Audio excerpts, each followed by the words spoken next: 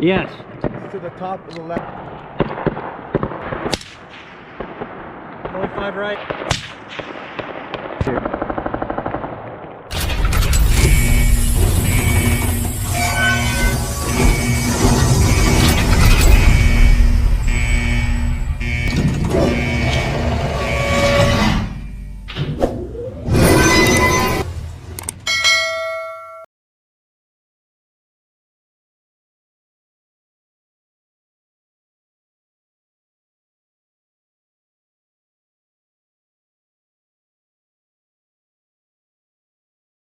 Recognizing the need for a highly trained and mobile reaction force, after the activation of 1st Battalion, Ranger, 75th Infantry, the Army Chief of Staff, General Creighton Abrams, directed the activation of a 2nd Battalion-sized Ranger unit in the fall of 1973. The 2D Battalion, Ranger, 75th Infantry was activated at Joint Base Lewis-McChord in February and March 1975. A group of cadre was trained at Fort Benning, Georgia, and formed a solid core of leaders capable of instilling Ranger values and doctrine into the first volunteers of the battalion. In April 1975, the battalion conducted its first training event and progressed from individual to team, squad, platoon and company training, and culminated with an externally evaluated battalion Army training and evaluation program in December 1975. At the completion of the RTEP, the Chief of Staff of the Army declared the 2D Ranger Battalion worldwide deployable. This marked the start of a series of rigorous training events conducted worldwide and under varied environmental conditions. The new era of Ranger training began in 1980 and focused on special operations tactics, techniques and procedures. On October 25, 1983, 1st and 2D Ranger battalions conducted a low-level 500-foot parachute assault on Point Salinas Airfield on the island of Grenada, during Operation Urgent Fury. Their mission was to restore democracy to the island and rescue American students at the True Blue Medical Campus. 1st and 2D battalions seized Point Salinas Airfield, and later 2D Battalion conducted follow-on air assault operations at the Calavini Barracks, eliminating remaining pockets of resistance. On December 20, 1989, the entire 75th Ranger Regiment participated in Operation Just Cause. 2D Battalion, along with Companies A and B, 3rd Battalion, conducted a parachute assault on the airfield at Rio Hato, neutralized the Panamanian Defense Force 6th and 7th Rifle Companies, and seized General Manuel Noriega's beach house. Following the successful assaults, the Rangers conducted follow-on special operations in support of Joint Task Force South. In September 1994, 2D Battalion deployed to Haiti in support of Operation Uphold Democracy. In December 1996, while training at the Jungle Operations Training Center in Panama, the battalion quelled rioting inside Cuban refugee camps during Operation Safe Haven. Following the attacks on September 11, 2001, 2D Ranger Battalion has continuously supported the War on Terror. In March 2002, 2D Battalion deployed to Afghanistan in support of Operation Enduring Freedom and conducted numerous air assaults, raids, patrols, and ambushes against enemy forces. In December 2002, Company C and elements of Headquarters and Headquarters Company, 2D Battalion again deployed in support of Operation Enduring Freedom. In February, the remainder of the battalion deployed in support of Operation Iraqi Freedom. This period marked the first time in history of the modern Rangers that a Ranger battalion executed numerous historic missions in two theaters of operation. 2D Battalion was first to have boots on the ground in Baghdad and established a base of operations. 2D Battalion later participated in operations to capture or kill known terrorists. From November to December 2003, the battalion again deployed to Afghanistan in support of Operation Enduring Freedom. Rangers hunted the enemy to the most remote regions of Afghanistan. Unhindered by extreme altitudes and bitter cold, the battalion conducted mountain patrols at altitudes of 9,000 feet, mobile patrols through major population centers, air assaults, and direct action raids against heavily defended enemy objectives. 2D Battalion has deployed to both Iraq and Afghanistan and conducted air assaults, raids, combat patrols, and other special operations. The battalion deployed multiple times in support of Operation Iraqi Freedom until 2010. The battalion continues to deploy in support of Operation Enduring Freedom. A former Army Vice Chief of Staff and Fox News analyst will be awarded the nation's highest civilian honor by President Donald Trump, the White House announced Wednesday. Retired General Jack Keane, a Silver Star recipient who led troops in Vietnam and was at the Pentagon on September 11, will be presented with the prestigious Presidential Medal of Freedom next week. General Keane has devoted his life to keeping America safe and strong, a White House statement announcing the award states.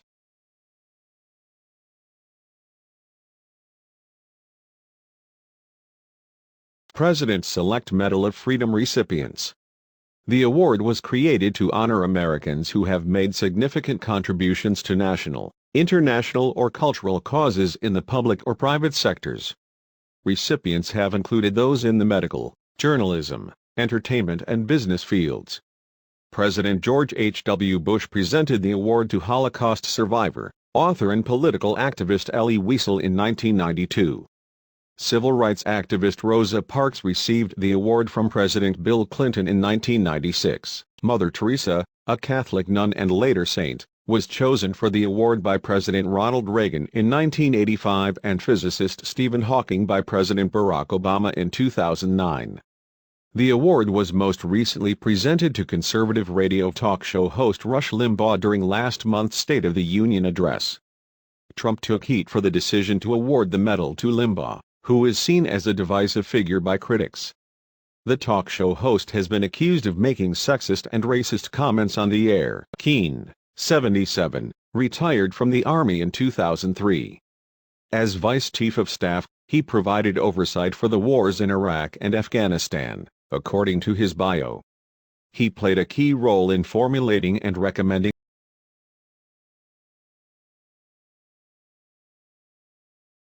the surge strategy in Iraq, it states, and as recently as 2016 was still advising senior government officials on national security issues and the Afghanistan war. Keane also serves as chairman of the board for the Institute for the Study of War, a Washington-based think tank that produces research on military and foreign affairs. In addition to being awarded the Silver Star, Keane has earned 2 Defense Distinguished Service Medals, 5 Legions of Merit, 2 Army Distinguished Service Medals and the Bronze Star. Single-engine fighter pilots have a special perspective on their engines.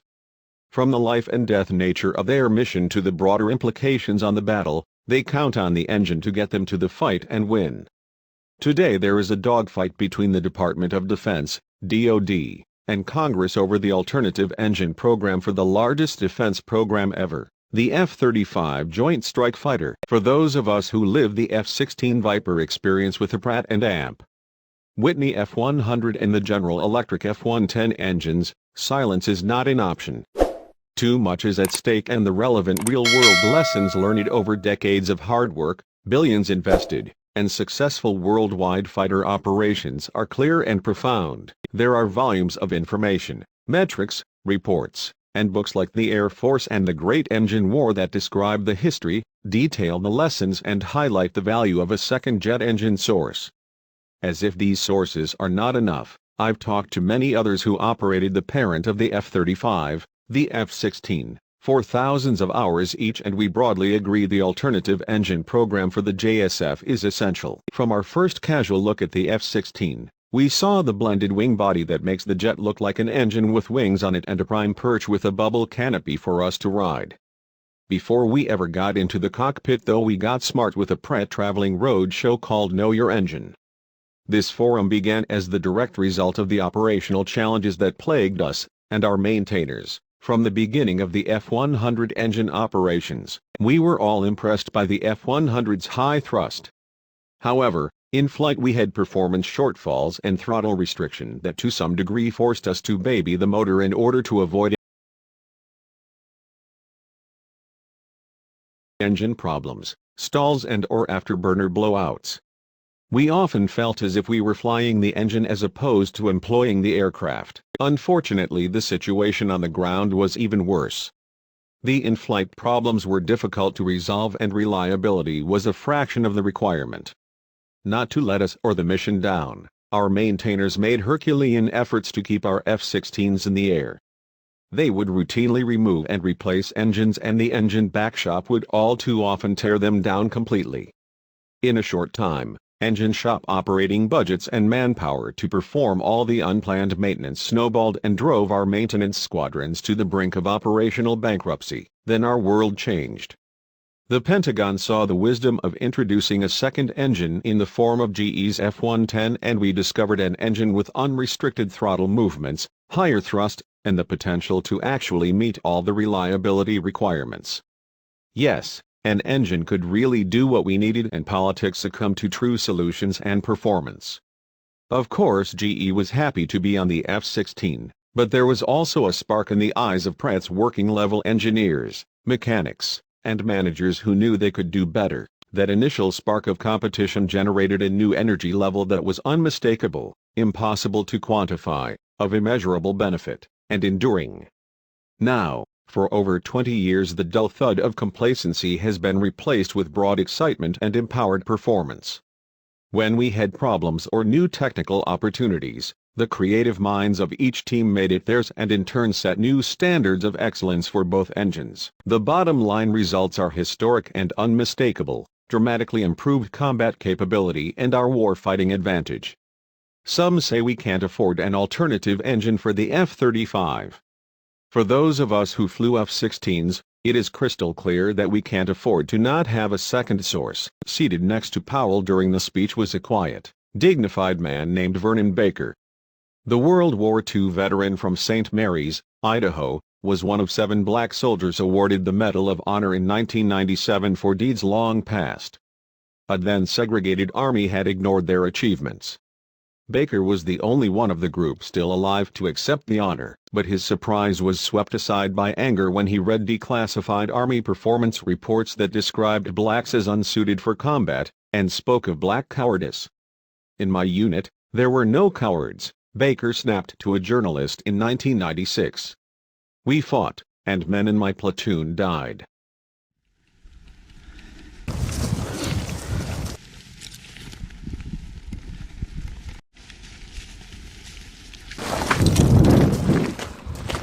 Gas is over here. By the porter shippers. Right.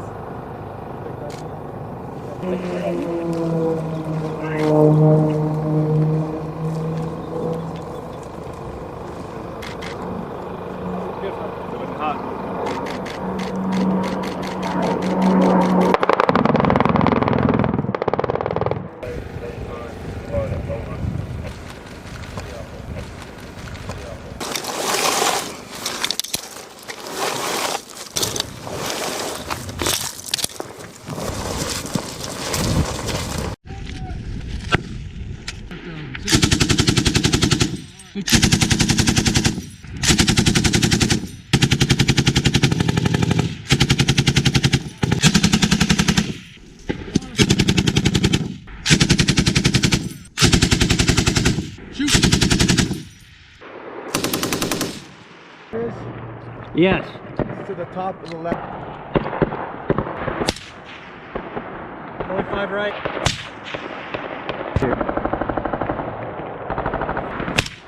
Right one. Around every minute. Around every minute. Let's